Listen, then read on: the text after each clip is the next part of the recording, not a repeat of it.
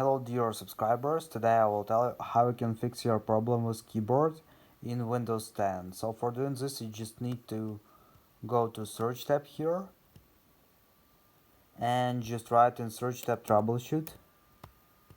So here you will see troubleshoot settings, so just tap on it.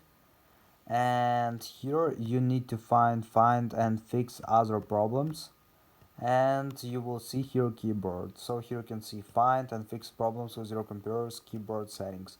So after, just tap on run the troubleshooter.